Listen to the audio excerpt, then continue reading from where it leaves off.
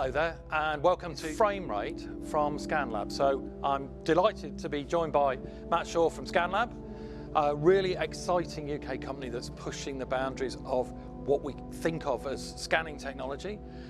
Matt, we're obviously in a virtual world, but it's a very specific place, isn't it? So where the hell are we? Yeah, so this is Felbrigg Manor.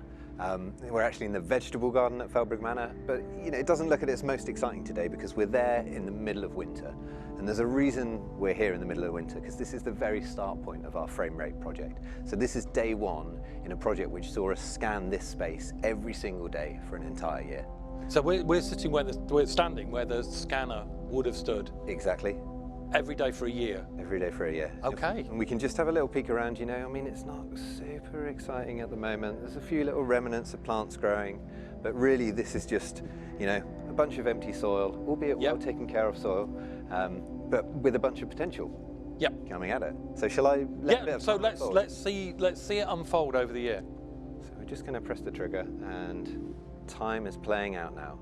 Right, so we're starting to see early growth, so spring, some flowers.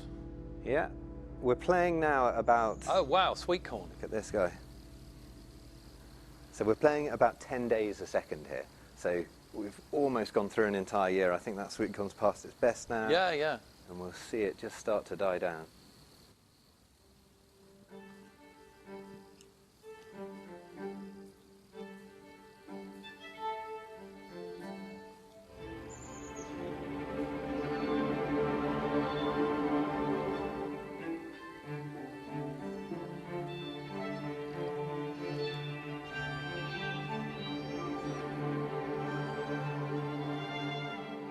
This is a really interesting experience being inside this, as you say, model. Because for those of us with a background in film and TV, and who might have worked with time-lapse, on one level you're doing the same thing, but I think you're doing so much more as well, aren't you? Yeah, I mean, this is time-lapse, but the thing about this model here is that it really is a model. It's not an individual image, so this model can be explored from any position in space as well as any moment in time. So that allows us to go in and really hone in on the details of an individual plant. Something that we didn't know was going to be wonderful can be wonderful, and we've captured it, and we can go and revisit it and kind of see the emergence of that moment. So that, I assume, means that the model that you're creating is of interest not just to you, but to a whole range of different people, whether they're biologists or, horticulturalists or scientists. So this ability to move across time. So at the same time, it has got an aesthetic to it, which is very, very beautiful. So is it, from your point of view, is it science? Is it art? Is it both? Yeah, I mean, for us, it's definitely both. And I think for us at ScanLAB, that's because of what it is, right? It's a data set. It's a highly accurate data set, which makes it measurable from a scientific point of view. It makes it, empirical, and you can really decide stuff with this. But I actually think it's just beautiful as well, and it's beautiful because it's so accurate, because it's got this kind of hyper level of detail into it. It's real, but it's kind of beyond real, because you can do things that you can't do in the real world with it. So you've got data sets like this of other locations as part of FRAMERATE, and I think we're going to go next. We're going to the beach. We are, of course. To kind of explore a bit more about the technology and what's involved. But perhaps before we leave this beautiful garden, we should just let it unfold for a bit. Yeah, let's press play and stand back and watch the seasons unfold.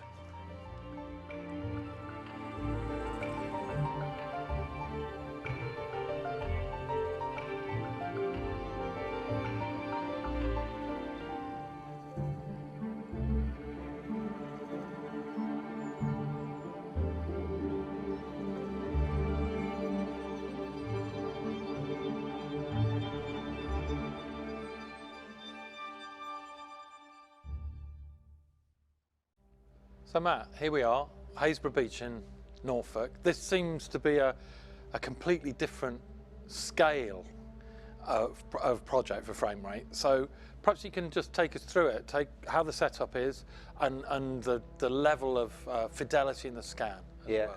Yeah, so I mean, you're right, it's a different scale, and that's why we're here for FRAMERATE, really. So we were trying to think of what is the largest scene that we can find in the UK where we're going to be guaranteed this spatial change that we're going to be able to observe? And unfortunately for Norfolk, they really do have this guaranteed change almost on a daily basis on the coastline here at Haysborough and another site, Sidestrand, where we study.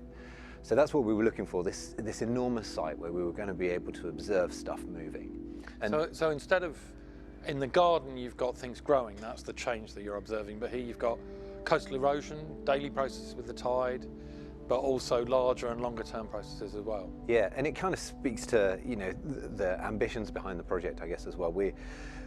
We're observing stuff, but we have no idea what it's going to be. This really is something that we can try to predict. You know, we can try and think, yeah, this site is probably going to change a lot, but ultimately we don't know. And so the point of the tool is to be there to observe whatever happens. And observing at a variety of scales. So here we can see the whole extent of the beach? Yeah, so we've 2 scans here, and together they're capturing about 600 or 700 meters of the beach. So that's all captured in about an hour and a half on a single day. And we obviously are doing that every day. This whole scene has got something like 500 million points in it. And we should probably just zoom in and have a little bit of a look at it. So, you know, we start to transition in, and the fidelity on the beach here really is quite amazing. I mean, we can just keep on zooming in. So now we're into is it shingle or sand? Is it this you got bit of both, isn't it? Yeah, a bit of both. So sand at the back, and then actually this layer of clay that you're standing on is a really important part we've discovered of Haysborough Beach. So this clay layer gets cyclically revealed and protected by the sand, and that's all to do with the tidal processes that are going on there. So it's an incredible, again, you've got a model of a beach here. It's created through these scans, but it's an incredible level of detail that you're going down to, but also a huge extent. So it must be enormously problematic in terms of processing and... Yeah, I mean, that's the challenge for this project technically, right? Managing static scans is already a bit of an art form. You really are dealing with, you know, billions of points of data. But we've got that same number of points, but we want to change them at 25 frames a second. I mean, that was the whole point of FRAMERATE. That was the technical challenge that we set ourselves. That's what we've been investigating. And that's the tools that we built to be able to achieve what you're about to see. So if we keep zooming in, you know, you can really start to see the fidelity of this scan here as well, actually. I mean, let's take one more level of zoom. So, you know, these rocks here, they're only half a meter across. Right. And yet they've still got 100 million points on them. You know, we can't see the gaps between the points. This stuff here that, you know, looks like pebbles to us, that's not pebbles, that's gravel. Okay? Right, okay. So we're talking about, you know, really, really small bits of rock. And then you're watching what happens to all of these elements over time, over the daily cycle, and then over the year. How long is the period? Yeah, it's almost a 12-month period, so we didn't quite get 12 months, but essentially a year. So you've got, you know, your slightly calmer summer period, and then your really stormy period as you go into the autumn and the winter. So I think what everybody would be really excited to see is to see that period over time. So maybe we can move to that. So we're starting out here in almost an aerial view of the beach. So we're looking down with the cliff at the top, and the water would be down below us here.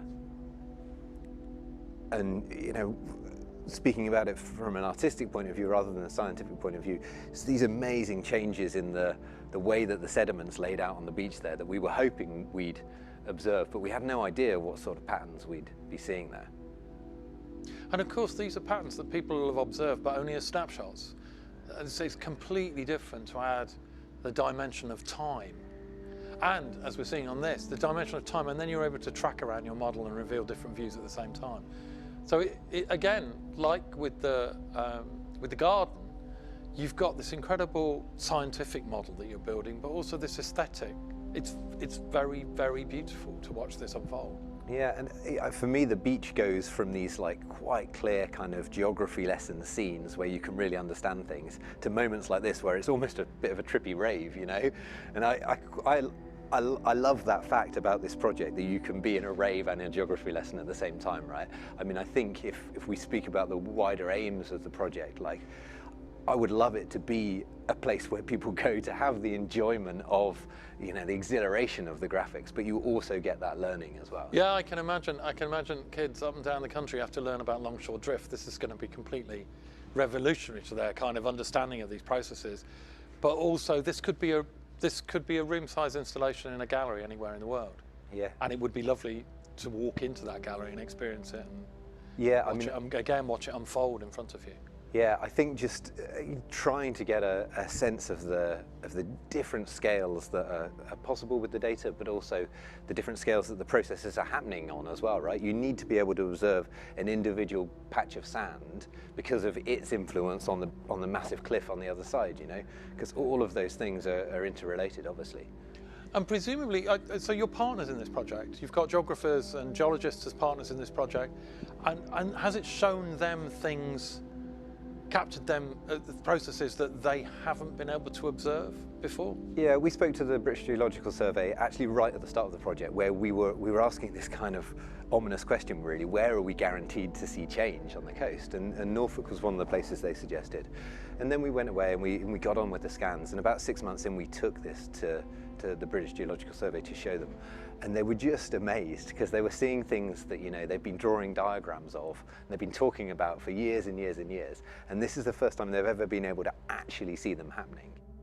And presumably, because you're capturing it in such high fidelity, they're not only able to see them happening, but they're presumably able to measure the cliff erosion from the cliffs and the different patterns across the beach. Exactly, yeah. So you can take, you know, really hardcore scientific measurements from every single point within this data set. So you can see how far the cliff's moving back, you can see how far individual stones are moving along the beach. To do just this single beach would, to me, looks like a whole project. But as you mentioned, you've also been, when you were doing this, you were also moving into trying to capture a forest over the course of a year. So I think that's where we're going to go next.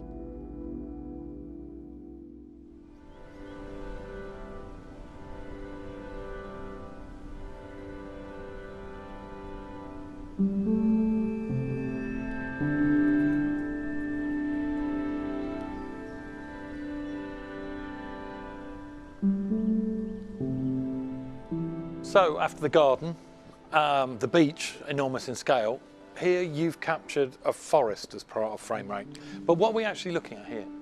Yeah, so this is, I guess this is a composite image. This is all of the time that we've captured baked into one image. So, you know, we've got spring on the left-hand side, coming through to summer, autumn, and then winter on the far right-hand side there. So this is, yeah, all of that data baked into one. So across these three environments, one of the amazing things I think being in the environments is that you've captured the sense of the flow of time. But is that where ScanLAB started? I'm interested, was this what you thought you'd be doing in the early days with ScanLAB? Yeah, I mean, I don't think it was actually. Space was what we were all about capturing, right? Our backgrounds are in architecture, and when we came across these tools that enabled us to digitize the 3D world and then explore it and manipulate it in a way that we were really familiar with as 3D designers, that's what kicked ScanLAB off. And the fact that the models that we were working with were so compellingly beautiful as well just made us really believe in them as storytelling devices. So, you know, we really felt like we could take audience with us because these scenes were so glorious and so believable. And that's a really interesting thing, I think, that's common across the immersive realm, is this idea of telling stories in time and space at the same time. Yeah, and so time is that element that's really bubbling away in our minds now over the last 3 or 4 years, and starting to scan things that move on a small scale is where it kind of happened for us first. So people moving, animals in motion, etc. But FRAMERATE and the visuals that we're seeing here today is about time on a scale which is really hard to perceive, and that was the challenge for us, that we wanted to bring together spaces and timescales that it's kind of impossible to film in any other way. But it also, again, brings this thing, the forest environment is, again, something's not only of interest to you from a creative point of view, or us as storytellers, lots of stories in forests, of course, but also a whole series of communities of scientists who, again, you're able to show them things that they've observed in snapshots. Yeah, I mean, let's play the forest out, and I'll tell you about a few of the things that are really interesting within this data set. So, you know, it's amazing how much forests and trees move, actually. You know, they move on a daily rhythm, they move on an annual rhythm, and they move on rhythms in relation to the temperature and the amount of rainfall and things like that. So the scientific community are really excited about this data, trying to interrogate, you know, exactly how much movement is happening in relation to the weather data on the site. But again, it has all that data and it has all that kind of explanatory power. But again, aesthetically, it's incredibly pleasing, isn't it? There's something beautiful about this kind of rendering of point cloud type data. Yeah, and I think in particular in the forest, it's this quite magical scene where the time element is what brings it alive. So it's not actual movement, it's time that is manifesting as movement. And I think, yeah, for me, the forest is this place where I just get lost in the point clouds, and I'd like to see them, you know, be actually used for kind of well-being almost. And you know, they're these glorious places to go and relax inside, and you know, forget about the frantic pace of life.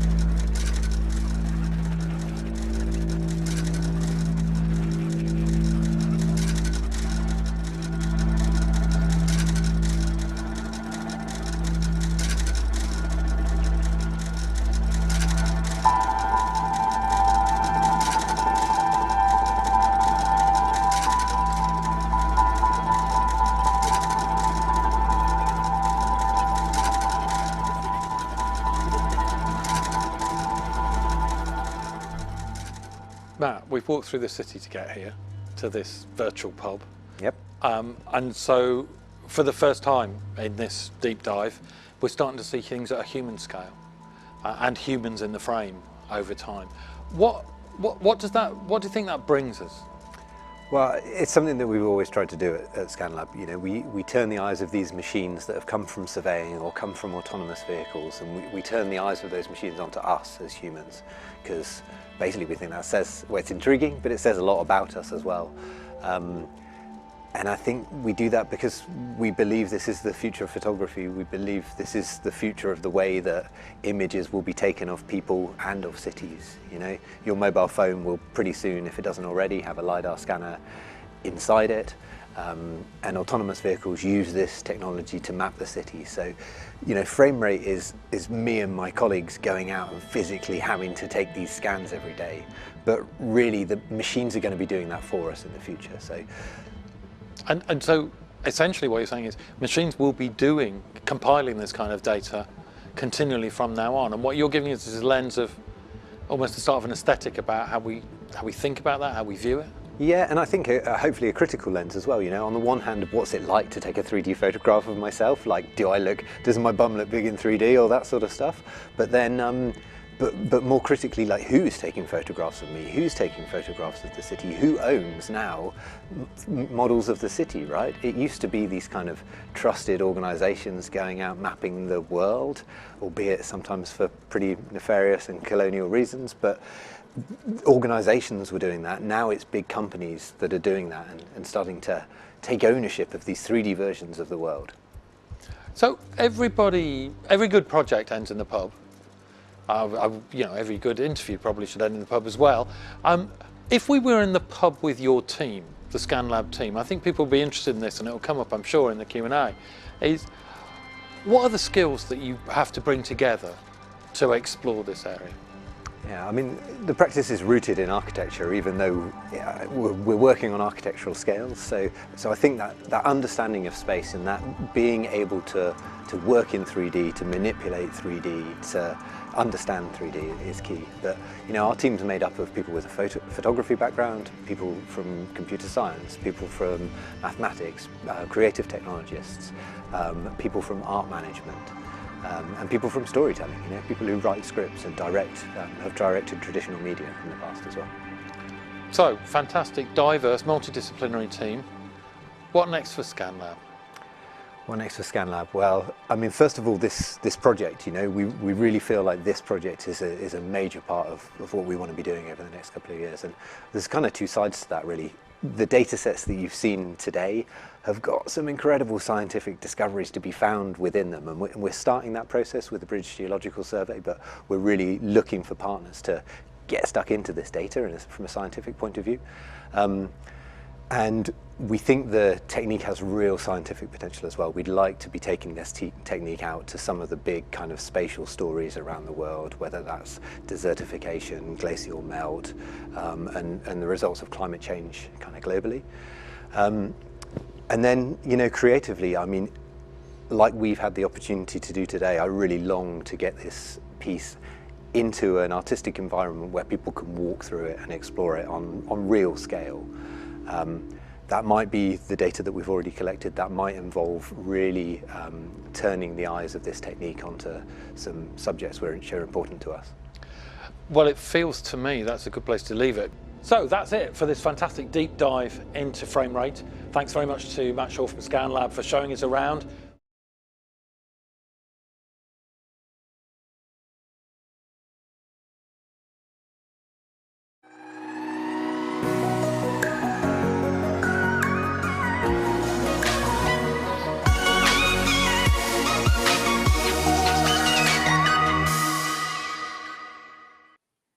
We have guests. Excellent, fantastic. Welcome everybody. Hello, my name is Laura Partridge. I'm the Innovation Lead in Creative Technologies at Innovate UK. I'm Laura, I'm she, her. I'm a red-headed woman sitting in a green sweater in a blue room in a very cold northeast in my home in the northeast of England. I hope you've all enjoyed the screening of FRAMERATE just now. And if you weren't able to catch it, don't worry, because we're going to do a really strong deep dive right now. I'm really honoured that we have both Meriko Borogove and Matthew Shaw here to talk about it. We'll have a look at how FRAMERATE has evolved to date, where it might go next, and what the opportunities and challenges are of doing that. So welcome to them, and welcome to everyone else today in the audience. Please throw your questions into the chat whenever you like, and we'll do our very best to get through them. So I'm not going to introduce you guys. I think you're a better place to do that yourselves. I wonder if perhaps I could ask Matt and Meriko to introduce yourselves separately and briefly talk about your respective relationship to FRAMERATE. So Matt, shall we start with you? Okay, thanks. Yeah, thanks everybody for coming to join us. Thanks Laura for the introductions. So my name's Matt. My pronouns are he, him, and I am a late 30s white male, currently wearing a mustard hat and a blue jacket. And I'm, for the first time in a long time actually, I am not in my home in South London. I'm instead coming to you from the kitchen of an Airbnb in Glasgow, where I am currently traveling with work. So I've been allowed out briefly. But yeah, lovely to see everybody, and thanks for having us here. Great, thank you, Matt. Meriko, do you want to do the same? Are you still there? Sure. Yep. So my name's Meriko. My pronouns are she, they. I'm a white middle-aged woman with shoulder-length dark hair. I'm wearing a black top, and I'm sitting in my home with some shelves behind me in Northern California on the land of the bodega Miwok. Fantastic. Welcome to you and welcome to the audience. Matt, I think you gave a lot of detail in the screening just now about the amazing beauty and brilliant properties of FRAMERATE and all of its potential. So I think most people will have seen that, but for those that didn't, or indeed for anyone that's just coming to FRAMERATE for the first time today, do you think you could maybe summarize it and wrap it up in 1 or 2 sentences, if that is indeed possible? I can give it a go for sure. So FRAMERATE is a 3D time-lapse technique, and it operates on a landscape scale. It's a technique that we've developed through funding from the Audience of the Future program. So we made an application a couple of years ago, a successful application. And we've used this process to study all sorts of kind of a landscape scale change. So from coastal erosion, landslides, forest changing through the seasons. And you know what that means in practice is that we've done daily 3D scans of landscape scale spaces, and we've done those scans every single day for almost a year. And that gives us these vast data sets that include, you know, millions, billions actually of individual points. And I guess there's, you know, 2 important things about these data sets. One is that they look beautiful, as hopefully everybody has just seen, but they're also, you know, empirical, measurable, factual data sets that real science is being conducted with as well, which is very exciting for us. Fantastic. So we've got a few questions coming through and we'll come to those shortly, but I just thought to frame that a little bit more. Meriko, when you think about FRAMERATE as being kind of a means of communication and amazing interaction through its immersive properties and the themes that Matt's just touched on there, how do you think that FRAMERATE, from your role in its production, how do you think it really invites audiences to shift perspectives and encourages provocation, perhaps change even? Yeah. For maximal confusion, we use FRAMERATE to mean 3 different things when we talk about it. FRAMERATE is the data that Matt just talked to you about, all the scans and that information. FRAMERATE is also an artwork, and it's also a science and a communication tool. And I think Matt described the data pretty well. And what we do is we use that data to manifest those other 2 things. An artwork that we have in prototype form right now that we're working on a really sort of beautiful, massive instantiation of.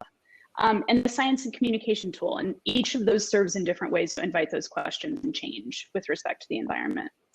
And so, you know, I'm reminded Tara Hauska, who's a member of the Bear Clan of the Kukchu First Nation. She's a tribal attorney and an environmental indigenous rights activist here on Turtle Island. Like, she points out that the language of the climate change movement is in statistics and numbers, and it does us a disservice by separating us from the land and our place in it. And she really generously teaches us that living in relationship with the land and understanding that the land is a real thing, not abstract facts, it plays a critical role in us being able to repair our care for the environment. She was speaking to this a few weeks back on the podcast, Call Your Girlfriend. I think we can put a link in the chat. And it really stopped me in my tracks because it resonated so hard with me about the work that we're doing with FRAMERATE, right? The artwork and the tools are trying to build and restore our connection with this wealth of scientific data that we've brought in. And so in artwork, we do that by holding space and inviting people to bear witness. And I think you got to do a bunch of that in the prototype you just saw in the playback. The idea to observe and see things in a way you can't, with the intention of renewing that connection. And I'm excited about the artwork because we're creating it with principles of architecture, with theater, with music, and with mindfulness to really encourage visitors to enter a reflective state. Because when you're in that reflective state, you have the ability to really refresh your thinking and shift your perspective. And we hope that that'll help you make better choices as an individual in your daily life. And then the tool set is also super exciting because it directly responds with connecting the data set to something our minds can parse and conceptualize as both scientists, but also as policymakers. So we have scientists who are analyzing and making discoveries on those beach vistas that you were looking at UCL and the British Geologic Society. There's something called the Blue Coast Project, and they're developing early warning systems and anticipatory actions right now to help with uncertainty in the UK coastal management process.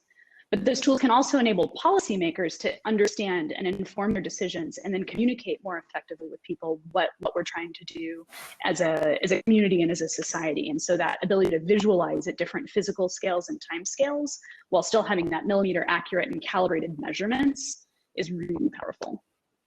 Certainly is. It's extremely powerful, and I'm minded to reflect on like all the very different opportunities and directions that you could take that in.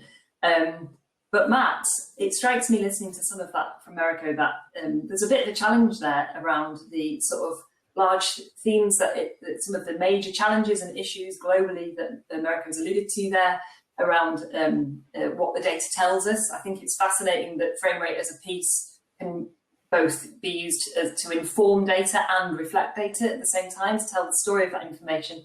But there's a challenge in there because what do we do when we think about the sheer, and someone's put a question around the size of data and the volume of data that the project demands. How do we square that with the environmental impact of creating, storing and sharing that amount of data? How do you therefore, how do you treat meeting those kind of the production demands with aligning to your kind of thematic aspirations of what you want to communicate? Yeah, I mean, it's a brilliant question.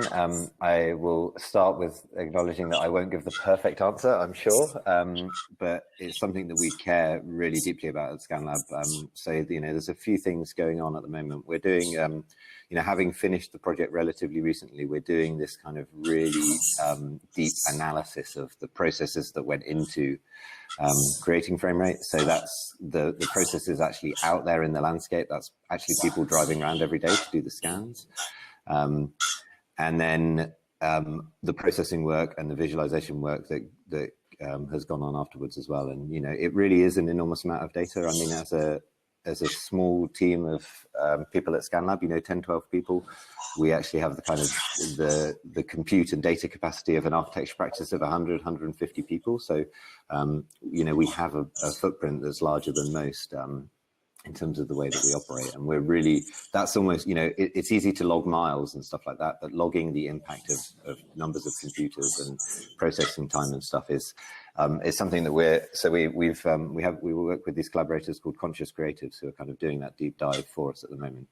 And we hope by learning from that first kind of prototype series of FRAMERATE work that we'll be able to, you know, inform every decision that we make going ahead with FRAMERATE, because, you know, this is a prototype, but we really want to take FRAMERATE out to the world, and we want to turn the eyes of this technique on the important subjects. You know, we think the storytelling and the messaging that can come out of the project is hugely beneficial. But yeah, we want to make the right decisions before we go about doing that again. Absolutely. So in time, even, do you think that those kind of approaches could begin to sort of have to track almost the environmental impacts of the project as it's being produced as well? You know, that I think points to a lot of directions that we should all be looking at, really, in terms of the environmental metrics created by projects that require so much data. It's all too easy to say if something's digitalized, it's therefore, you know, greener. That it's a real challenge to power and computer supply. So that sounds really exciting that you're looking at that. But of course, as well as sort of data, the places and spaces that FRAMERATE brings people into, that's the power of it. I love the way that it is so inclusive in its ability to draw people into very unique, specific locations, whether that's wild natural environments or more built environments in urban areas. But that's not the only story. Would you say, do you think it's fair to say that because of the nature of the technology behind FRAMERATE, that actually the venue that you experience, the immersive technology, and is also as much a part of the narrative? How important are venues? How do you go about choosing them, and what kind of venues do you hope to see to be able to put FRAMERATE in future? I mean, I think to answer that, I'd first kind of draw on, you know, what our dream next steps are for FRAMERATE, really, which is that, you know, we're hoping for the first major exhibition of this to be kind of timed with COP in the UK this year. That's a dream for us. And you know, there's something about the scale and the fidelity of this data, and I think us as people, the designers behind the project, but also the people, our audience who we want to explore this as kind of spatial beings, that you know, this data has potential way beyond a screen. Like, we really want it to be a spatial experience for audience members, but that doesn't mean simply dropping people inside the data set at real world scale and having it kind of unfold around you.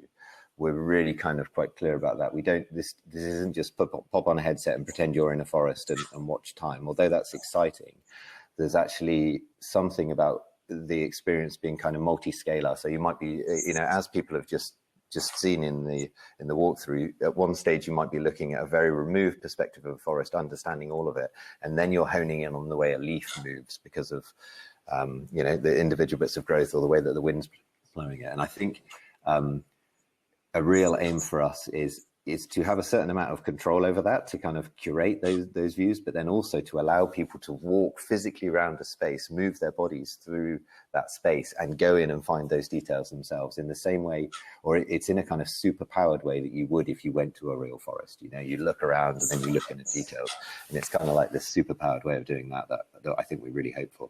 Okay. And, you know, where does that mean we go? Well, all sorts of exciting places, nice big venues who are able to take an exciting audio visual work in a kind of accessible way is exactly what we're after. Please. So that's a bit of a call out, really, I guess, to get in touch with Matt and the team at FRAMERATE if people have got ideas or suggestions around amazing spaces that could work in that way. Thanks, Matt. So you mentioned people there, Matt, and primarily around that audience experience piece, but like all the best things, to my mind, FRAMERATE succeeds because it's a feat of collaboration, and there's a lot of different factors and actors going on to produce that amazing piece of work. So how do you go about looking at what inputs you need or want or can be challenged by in that production process? Where do you get that data collection from? What kind of working relationships sit behind that? Do you want to talk about, well, actually this is for both of you, but Matt or Meriko, what kind of partnerships do you think are the most interesting and exciting to explore with the future of FRAMERATE? Maybe I'll do a little bit about, you know, how we make something like this. And I think in the talk we just talked a little bit about like who's in the ScanLAB team, you know, from people with an arts background to people with a kind of computer science background to architects, 3D designers. But there's a couple of other, you know, really important folks who made FRAMERATE happen in its first iteration. Firstly, the people on the ground. Actually, I see Paul in the chat here. So Paul and Brad were the two brave souls who literally every day were out hauling equipment, come rain or shine, come birthdays or Christmas Day, along the beach in Norfolk. And you know, there was really this kind of almost monk-like existence and witnessing these spaces every single day. And then, you know, the decisions that informed where the subjects that we study in FRAMERATE came from early conversations with people in the scientific community who could really use this data, who know the subjects that we're contemplating studying way better than we ever can do. And those are relationships that we really started to cultivate in FRAMERATE, and that we're looking to really, really grow, you know, as we turn the eyes of this technique onto other subject matters, whether that's kind of estuary environments or slightly more kind of, you know, the impacts of humankind's occupation of the planet, things like quarries and mining and forestry. We're really, really interested to hear from people in a scientific community who think that data could be useful for them. And, you know, not people who, you know, we're pretty competent at the visuals, and we'd like to think we're okay at the storytelling, but we are not the scientific experts to actually learn things from this data in a really meaningful way. And we're so keen for the data to find its way into the right hands for that to happen. Fantastic. So presumably from so many different disciplines as well. So Martina Dubrovnik makes a comment in the chat around how it must open up so many research opportunities, which I guess is endorsing what you've just described, Matt, really. fantastic. So if there's any researchers out there interested in getting in touch, then that's an open call. And Meriko, did you want to come and bring anything else on that? Do you have anything? I think the other question is in thinking about people who want to tell stories about what's going on in their spaces and their places. And there's enormous power in rising up the voices of the people who live on the land and are in relationship with the land. And I think we have a really direct desire to partner with photographers and storytellers like we did with Brad to see how we can be of service in looking at spaces that matter to people. I think that talks about the collaborators who we haven't yet met, but who we're who we're starting to work with. So we've started a relationship with an amazing musician and composer, Philip Shepherd, and that's the kind of first stage in like giving FRAMERATE a bit more of an active voice, like a musical voice, but also an actual voice, actual words from people across all sorts of communities, the scientific community, the people who are actually residents, kind of the dog walkers walking on Haysborough Beach, Brad and Paul, and these are specific examples for the data sets that we've already studied, but we really do, as Meriko says, see FRAMERATE as being a place that can hold science, hold art, but also hold stories, memories. I mean, one of my favorite elements of the Haysborough data set are these footsteps that are some of the earliest human footsteps ever found in Europe, and they get uncovered for only a couple of days within our Haysborough Beach data set. And that's the story that remains in kind of our heads at the moment, but somehow I want those stories to live inside the kind of exhibited manifestations of the data for everybody to find and understand. Amazing, thank you, Matt. So we've actually had a little bit of interest through the questions on the technical side, and just you mentioning the sheer, huge data sets. What is the frequency of scans you have to take to observe that much change over time? Do you want to, I mean, I don't know how easy it is to answer that, and I'm sure there is no one single answer, but do you want to talk a little bit more about the technical side of it? Yeah, keep it simple. Most of the landscape scale stuff was scanned every single day, once a day, for kind of 300 plus days. We didn't quite make a full 12 months. So the beaches, the forests, the vegetable gardens, the flower gardens, that was one scan every single day. We also just saw some cityscapes and some kind of interiors, pub landscape, stuff like that. Those are scanned at a much higher frequency. So the city and the pub, I think, was scanned every kind of 4 or 5 minutes. For pub, it was opening time to closing time. The cityscape, it was morning, before morning rush hour to after evening rush hour. I think it was kind of 3 in the morning till midnight or something like that. But so we kind of adapt the technique to the subject matter, and we're thinking about where to study next at the moment. And if we think about the way that maybe produce moves around a supermarket or something, that's probably a kind of 18-hour exercise, scanning every 2 or 3 minutes or something. If we're talking about observing the extraction of raw materials from a quarry or from a forest, that's probably something that falls into the scan every day sort of category.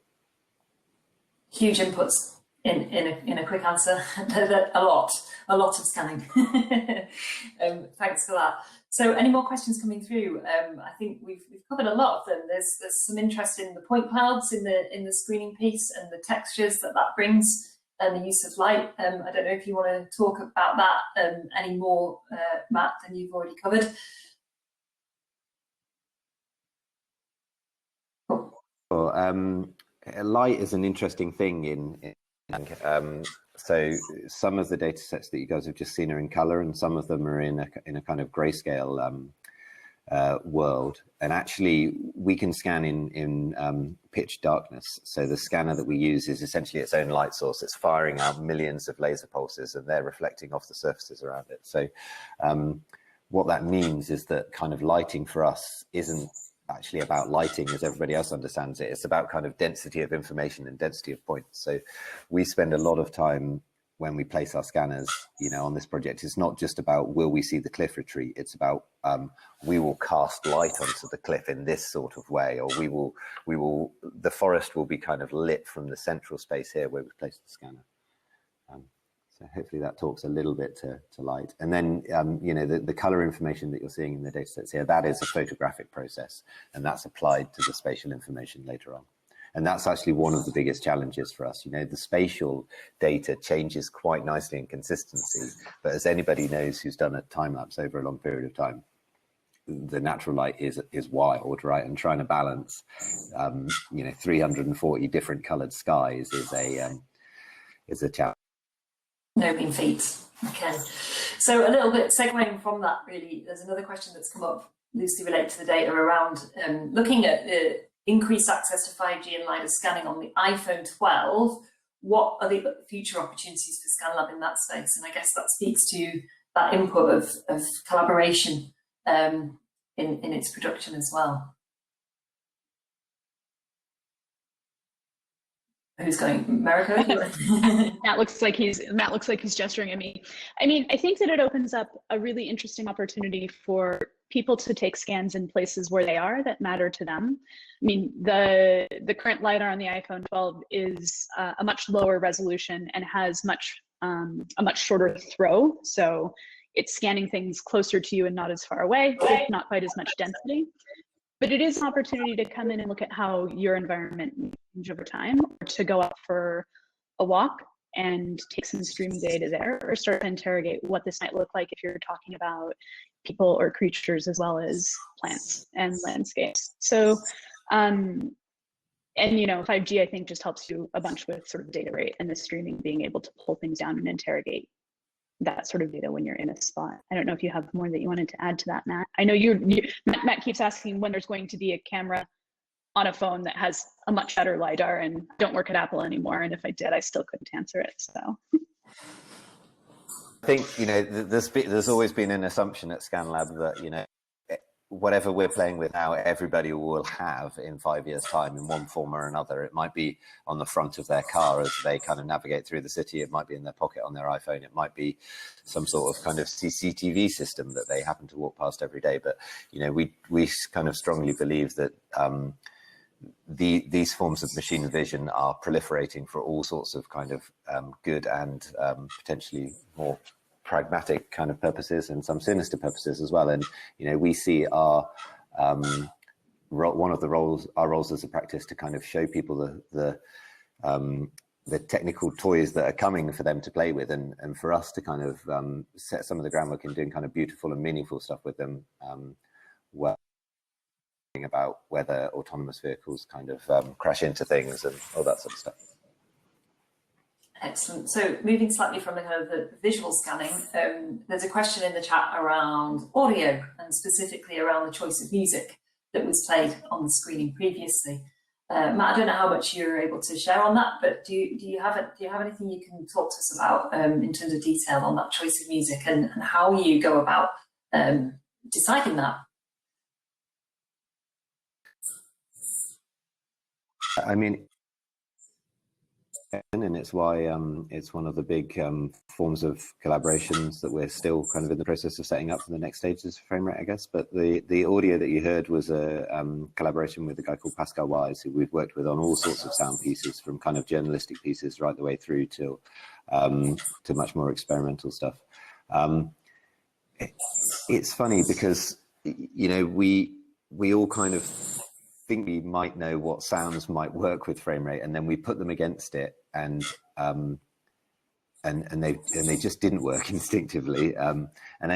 We found the sound sometimes needing to, the visuals can be quite overwhelming, and sometimes the sound was there to kind of calm and help you deal with the visuals, and other times the sound was there to bring a bit of pace into visuals which we thought were worthy of seeing, but maybe weren't kind of pulling forwards as quickly as possible. So I don't know, there's a big evolving relationship between the visuals and the sound that we present. And there's another really exciting element of that which we just weren't able to do in the kind of prototype version of FRAMERATE, which is capturing sound on location as well. There's a little bit of what we kind of call found sound going into that soundtrack there to place you inside a forest, but there's a lot more really exciting experimentation to do in that field, which we are really looking forward to. Excellent. So I think we've probably got time for one more quick question. There's a couple of questions actually in the chat which speak again to that tension between the limits of hardware versus imagination. So what types of VR, how does the size of the data set limit the types of VR that you can view FRAMERATE in? Matt, I'm sorry to keep coming to you, but I suspect that's a Matt question again. Meriko can tell us what we'll all be doing on our phones in a few years' time, I'm sure. But no, at the moment, I mean, we have got 6DoF versions of bits of FRAMERATE working as prototypes. And we have to do very clever kind of data management stuff. That's basically all that ScanLAB does under the hood, is really clever ways of getting the points to your eyes in a kind of fast pace. But everything that you guys have just seen, apart from the vegetable garden bit, was pre-rendered. So we've got the full billions of points available to you at all times. 6DoF real-time rendered workflows are getting there, but they will always be, they won't be capable of seeing these kind of billion points for a while, I guess. But there's prototypes out there, and if people want to see that, or not out there, there's prototypes in our studio. If people want to see them, get in touch, and it might be something that we can share with the right people for sure. And it's 100% something that we believe in doing with this data. Maybe it's not the massive beach data sets, but maybe, like Meriko was hinting at, it's these smaller data sets that people are collecting over time on iPhones or something. I mean, the element of time inside our scan for us, mostly. And just to add to that, Matt, I think that the technology and the processing is coming forward as well inside of 6DoF VR technology. And so ScanLAB has created a really beautiful system that does a lot of filtering and does a lot of streaming as well as the pre-rendering. So on the other side of that, if you're working in some of those systems, we would love to collaborate and try and see how we can bring this kind of data set into up and coming systems that are pulling through.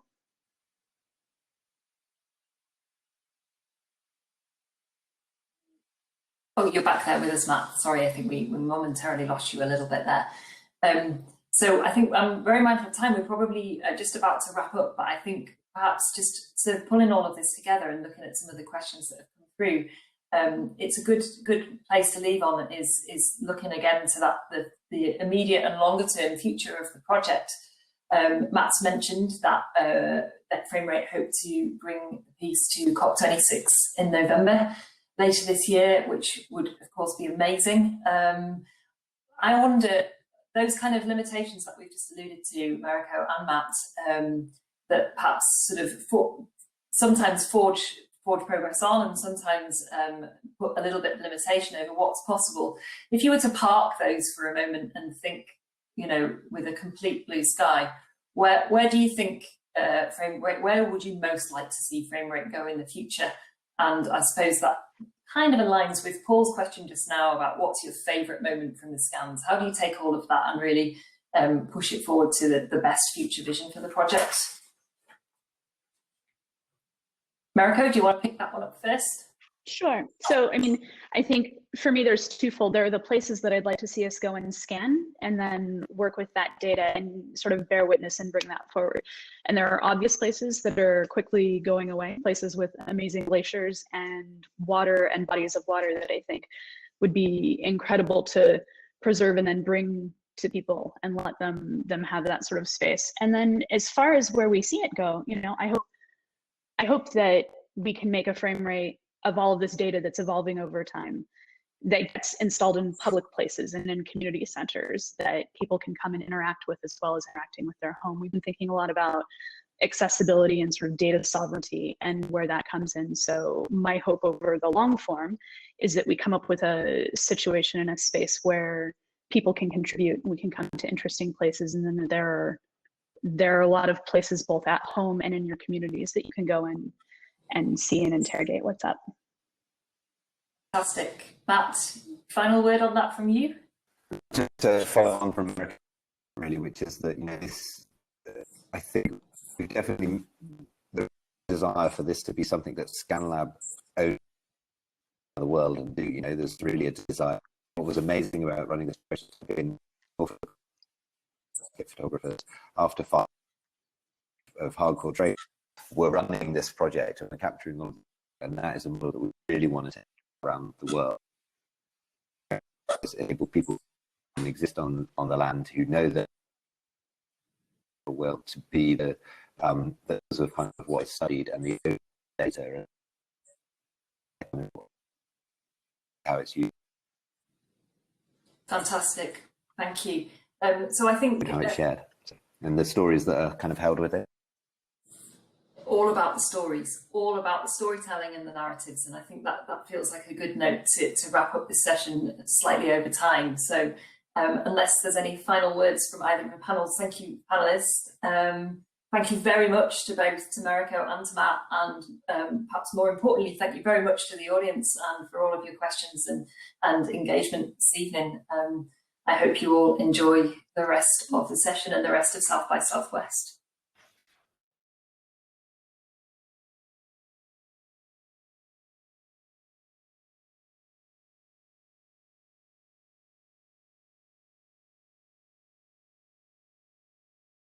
I don't think I'll ever forget my first day at Factory 42. News of a possible national lockdown because of COVID had just broken. We had actually launched a new experience in the Metro Centre in Gateshead. Had moved into full production and ready for a performance in June 2020. We had created and established an amazing story with Aardman. All our technology was in place. 2020 seemed to hold so much promise, yet all across the creative sector, the impacts of the pandemic were felt. And this is a story of some of the projects that were supported by the Audience of the Futures Challenge and the Creative Industries Clusters program, and how even the best laid plans were disrupted.